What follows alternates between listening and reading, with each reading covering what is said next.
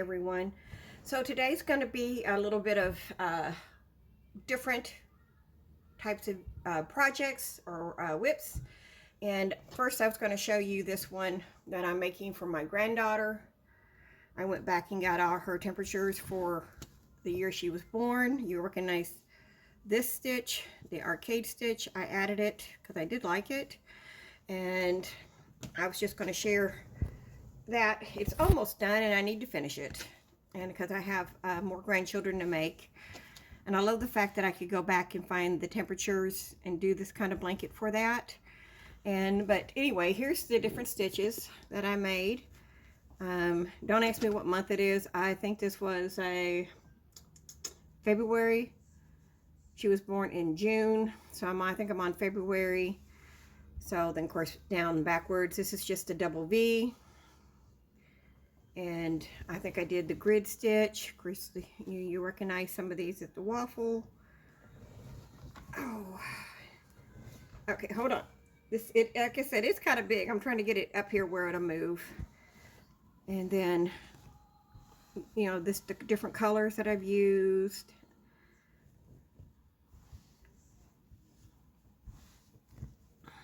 I like this one. I had never done that one. That's one thing about doing the blanket. I'm trying new stitches. And of course, I'm doing basic stitches. That's just a regular crochet. This is kind of at the beginning, so I wasn't sure what I was going to do. Okay. And some of them are repeated. I was going to repeat, like after 6 months, just repeat them again. But then I changed my mind a lot. So anyway, this is her blanket. I'm trying to get it done. I love these colors, of course. These are her winter type colors. And here in Kentucky, we don't have much of a winter, so I'll be starting to branch out in some of the warmer colors. Okay, so there's that. Next, I was going to show how I've been working on these flowers. I like them because they're small. I'm just collecting them when I have a chance to work on them. I do and throw them in the bag. I got little baggies that I put the finished flowers in. I've got a whole bunch of the, where is it? What did I do with it? I have a whole bunch of these made. So I sit down and make just a bunch of these. And as you can see, I do have a lot made. I've got my little ends hook thrown in there, and I put this hook in there and then a pair of scissors. Okay, so what we're going to do is that first middle, I have a 5mm hook and a pair of scissors. I don't think this project takes a long time to make, so let's get started. I'm first going to start with a magic ring. I like magic rings working on granny squares and these type of projects. I do not use a magic ring when I'm working on a shawl, so I think they both have their place. A lot of people like just crocheting 4 or how many you need. And I'll tell you here in a minute how many you need if you just crochet. Okay, I couldn't find how many, but you're going to put 12 double stitches in here. So I'm thinking maybe 6. Whatever, I think whatever you feel like you could fit those in there tightly, it would work. You might want to just fiddle with that and see which one works for you. So we don't count this, but we're going to put 12 double crochets into the ring. 2.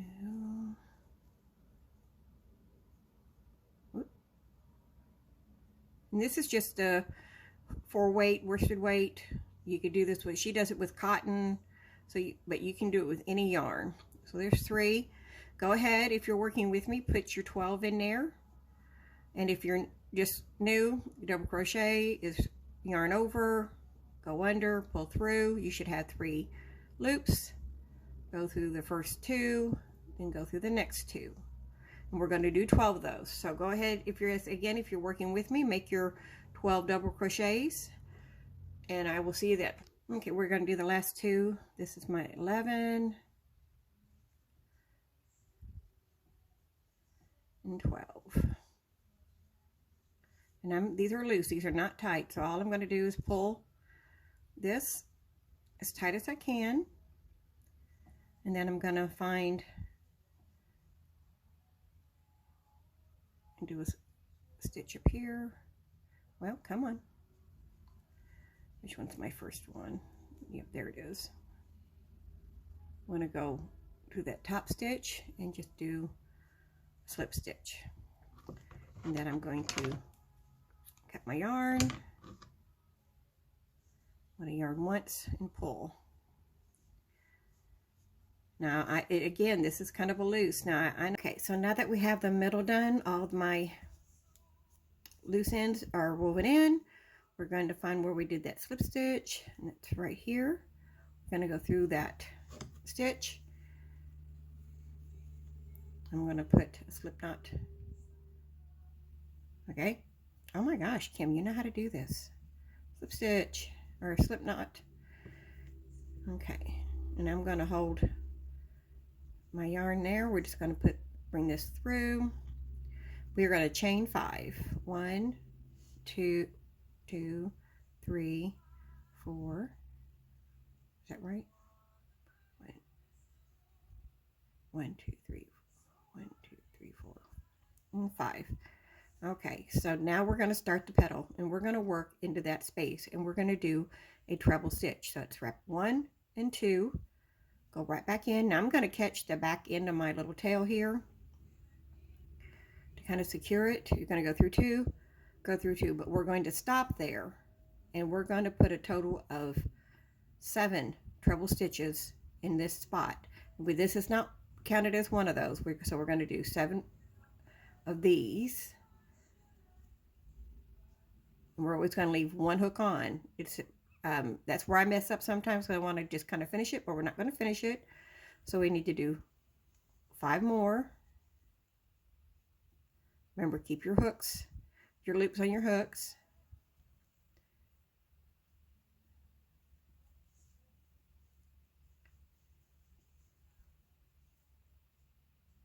Now let's count how many I've got. 1, 2, 3, 4, 5, 2 more.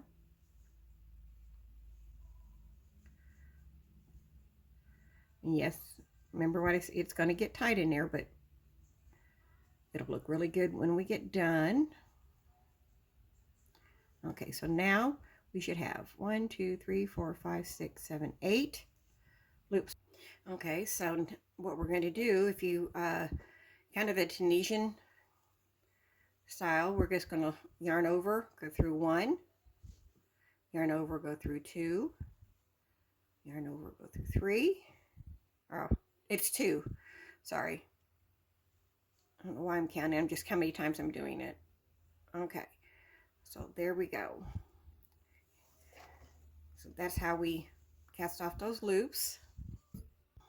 Okay, so now that we're there, remember we're not counting this. We are going to start putting single crochets. So find your first treble in here, and then we're going to go in, single crochet. The next space, single crochet. And once you have 3, you're going to chain 2. We're going to go right back in there and do a single crochet, and then we're going to do that to the rest of the trebles between them. Okay, my last one. Now, if the tighter it is, of course, the smaller it would be. But we want to chain 5. 1, 2, 3, 4, 5. And then we're going to go right back into the same space and slip stitch. And there's our first petal. And I don't know why I'm being so loose on it. I'm not on my other flowers. Okay. I might have to go back and do that one. I'm not happy with it, but it's just a little bit too looser than I like. Okay, so even though this seems a little loose, but let's look at our, let me pull this out so we can give it a look. So we can see the shape of our petal by doing that double crochet there, gives us a little point. So now we are going to start the second one, and we want to skip. We're here, we're working here. This is the one we worked in. I'm trying to get it moved over so you can see. because it's very tight. We're skipping this stitch and going to the next one. I'm just going to do a slip stitch. And then we're going to repeat. We're going to chain 5. 1, 2, 3, 4, 5. Let's see if I can get a little bit more tighter grip on my flower here, just so you can see our triple crochet. Remember, we're leaving that last part of that treble crochet on your hook, so you always have, you're going to build loops up.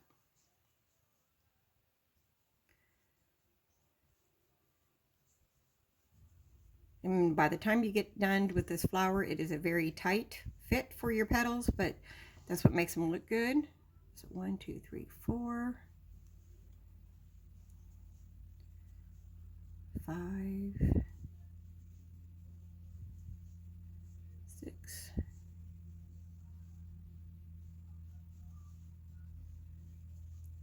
7. If you want to make sure you've got the right amount, just go back and count. You should have 8 loops. 1, 2, 3, 4, 5, 6, 7, 8. And then we're gonna casting off like a Tunisian stitch. Go through 2, go through 2.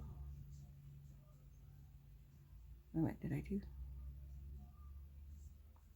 I only caught one of them. Okay.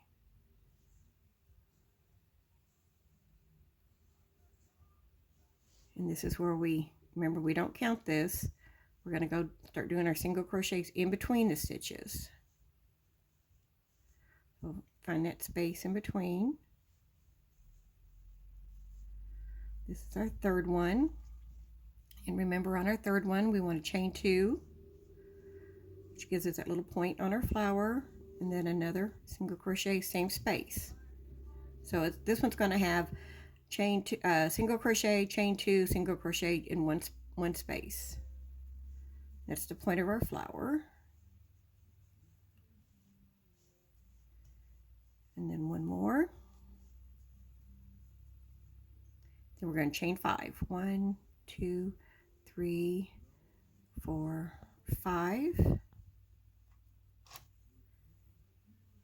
And we're going to go back again in the exact same space and slip stitch and pull that. Okay, and as you can see, we're going to start getting that overlapping effect on our flowers. And then when you're done, you can always fiddle with them to where you like them.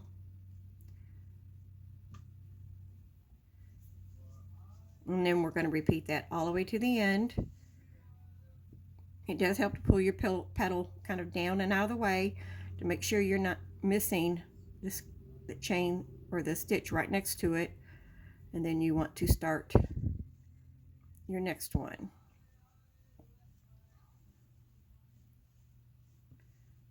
And when you get done, we're going to do that all the way around, and we should have 6 petals. So go ahead and do that. Just make sure you're always, moving it far enough away from where you're working to catch that spot. Now, of course, the lighter weight yarn is going to be a smaller flower. And if I was holding my yarn tighter, I'd have a little bit tighter on that. But I wanted to make sure you could see the definition of the stitches. But as you can see, we get our flower petal. And I would imagine if you wanted to change colors, you could. I've never have done that, but it is an idea.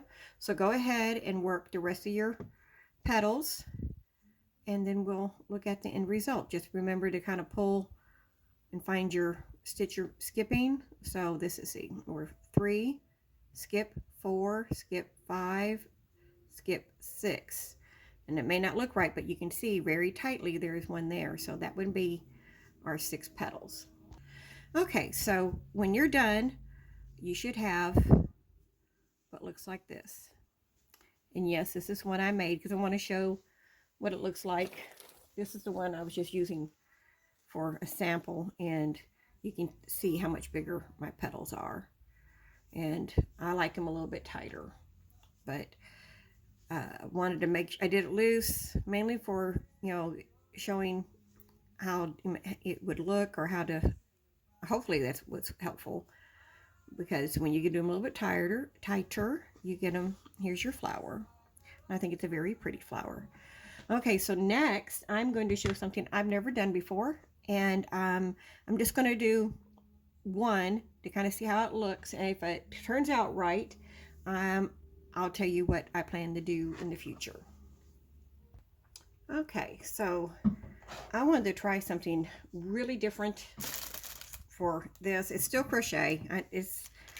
I saw someone I follow called Allison Russell's Crochet and Craft channel, and she did this making coasters. She had crocheted around a granny square, or with a granny square, and what I did, I made this little square with this, and this is, I said, this is just practice. I want to see how it would work.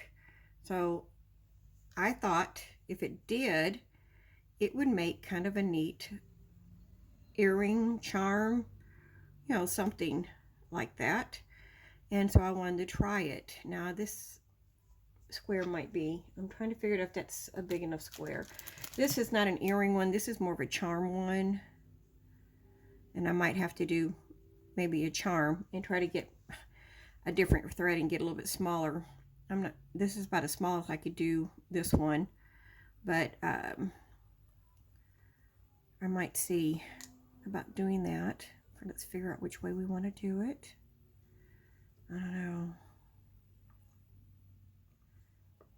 I kind of like, do I want to just do it like half and half? Okay, again, this is just experimental. I have my little ultraviolet light ready to go to set. Clean up my space a little bit. That's why I have this really ratty-tatty cutting board here. And I'm using this resin that I got. I went to, this is off of Temu, because wasn't really sure how I would like it. And it talks about, now you can just let it set. Let's see. Stir each 3 to 5 minutes. I won't do that on camera. I won't bore you to death on there. 24 hours to cure. That's why we're going to try the ultraviolet light to see if that helps it cure faster, so I can see, you can see the end result. But I want to make earrings. If I can get down to a little bit smaller there, or maybe a round one, I think that'd be cute. I really think they'd make kind of a cute little accessory. And I kind of want to try this because the resin can go into it, but I think it's just a little bit too big. And I don't have anything else to put that in. So let's just do the charm, because this is a little bit thicker. You can kind of see in the way it sets. This is, I don't know, we'll see. We're going to try it and see what it looks like. What do you think? You want to do that with me? If so, just hang in there and let me get this resin mixed up. Okay, so I forgot to turn the camera back on, but I did put a small layer of resin on the bottom.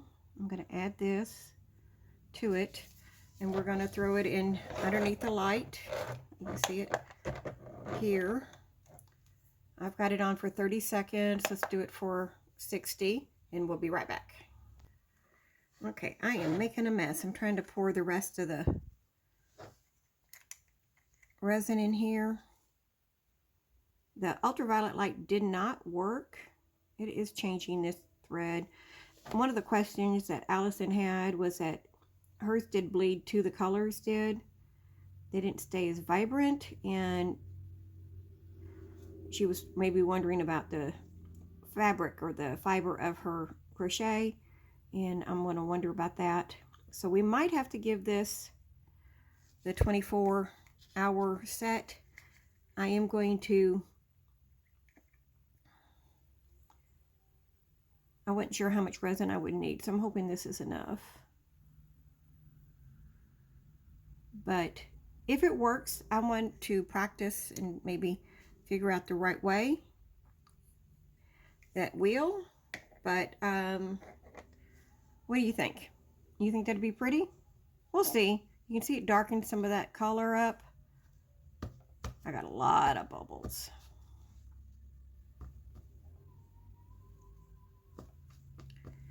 And I think a heating gun can fix that. So we're going to give this, I'm going to put it under black light for a few more minutes.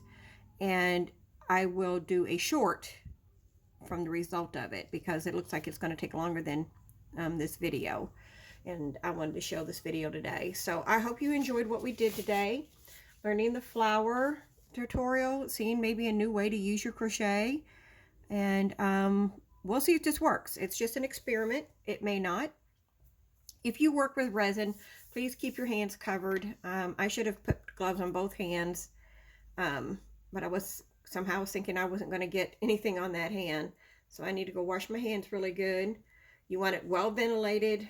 You want to read your directions on your resin. Some of the resins are ultraviolet settings. So I am going to see if this will.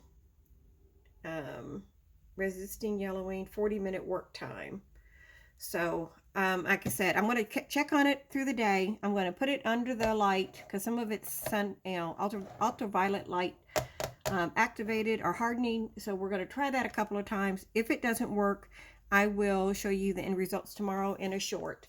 So thank you for stopping by. I hope it was interesting. I didn't have a big make to share with you. I have some in plans, a keychain, or even something small. I don't want to keep doing headbands, because that could, you know, that's only so many you guys might want. If I finish a bigger make, I've got a couple shawls that I want to do. If you don't follow the Crochet Crowd, please go follow them. They have a pineapple shawl that I am excited. I could be doing this while we're waiting. I'm excited to try that. The pineapple stitch was one of the ones I have in my